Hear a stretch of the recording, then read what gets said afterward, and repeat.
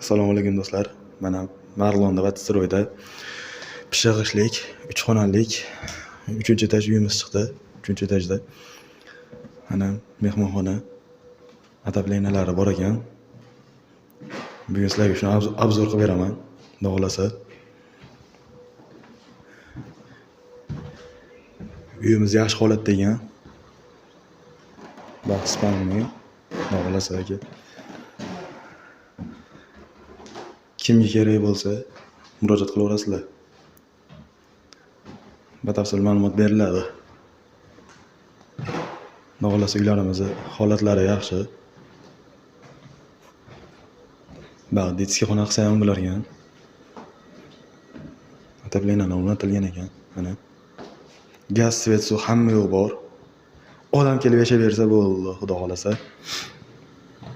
Mana 6 metrli balkon. Gazni ko'ramiz bajan. Xudo xolasa. Bu uyga bitta yashagan odam yetishmayapti xolos. Balkondan bitta ham kirish bor ekan, attan ham kirish bor ekan. Xudo xolasa uylarimiz holati yaxshi.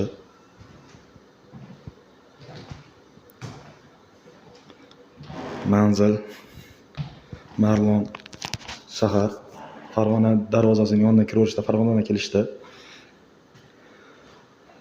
Vatstroyda bog'ning yonida